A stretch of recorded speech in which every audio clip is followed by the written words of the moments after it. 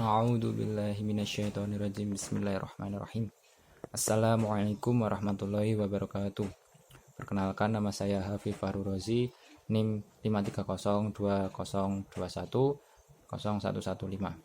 Di sini saya akan menjelaskan tafsir tentang surat Al-Alaq ayat 1 sampai 5 dan surat At-Taubah ayat 122. Sebelumnya saya meminta maaf kepada Bapak dosen selaku pengampu mata kuliah tafsir. Saya meminta maaf karena laptop saya dan keterbatasan device, saya merekam melalui HP saja. Dan untuk rekan-rekan saya meminta maaf atas keterbatasan saya dalam menjelaskan, yaitu selaku dosen Bapak pengampu dosen mata kuliah ilmu tafsir Bapak Farid Hasan S THI M.Hum. Saya memohon izin untuk menjelaskan tafsir tentang surat Al-Alaq dan At-Taubah. Yang pertama yaitu surat Al-Alaq ayat 1 sampai 5. Asbabun nuzulnya yaitu pada suatu waktu ada hadis yang menjelaskan bahwa Nabi Muhammad SAW itu mendatangi gua Hira, gua di Mekah, dalam rangka bertahanus atau menyendiri atau berdiam diri dalam beberapa hari. Kemudian dia kembali menemui istrinya Siti Khadijah untuk mengambil bekal secukupnya. Kemudian pada suatu hari dia dikunjungi oleh malaikat Jibril yang bertujuan untuk menyampaikan wahyu, yaitu surat Al-Alaq 1 sampai 5. Malaikat Jibril berkata, "Bacalah." Namun beliau mengatakan, "Saya tidak bisa membaca." Hingga sampai ketiga kalinya Nabi Muhammad Shallallahu Alaihi Wasallam menjawab, "Saya tidak membaca," sehingga malaikat Jibril memegang ataupun menekan-nekan beliau sehingga beliau kepayahan. Sampailah pada yang keempat, yaitu Nabi Muhammad mengikuti perkataan apa yang dikatakan oleh malaikat Jibril, yaitu pada surat Al-Alaq 1 sampai 5. Terjemahannya berikut ini. A'udzu billahi minasyaitonir rajim. Bismillahirrahmanirrahim.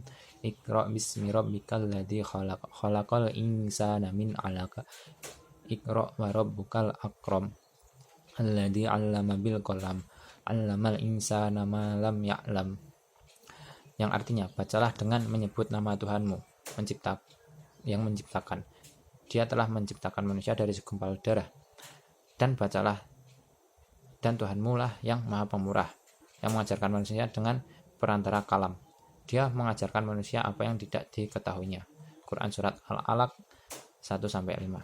Makna surat Al-Alaq 1 sampai 5 yaitu surat ini terdiri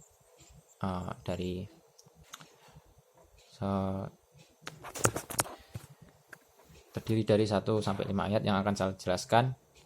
Surat ini pertama kali turun pada Rasulullah, turun di kota Mekah. Kemudian ayat yang pertama yaitu bacalah dengan menyebut nama Rabbmu yang menciptakan. Di sini menciptakan makhluk, segala makhluk umum, hewan, tumbuhan ataupun manusia. Namun di sini yang ditujukan adalah manusia, yaitu untuk membaca. Bacalah, karena manusia yang dapat membaca yang diciptakan oleh Allah. Kemudian manusia terbuat dari segumpal darah, yang dilanjutkan pada ayat kedua, yaitu dia telah menciptakan manusia dari segumpal darah. Manusia bukan hanya untuk diciptakan, namun juga untuk diperintah dan juga dilarang. Kemudian pada perintah ini kemudian diutuslah Rasul dan kitabnya untuk menjadi pedoman dan pengingat bagi kita sebagai makhluknya yang diciptakan mengenai penciptaan manusia, bentuk kasih sayang Allah.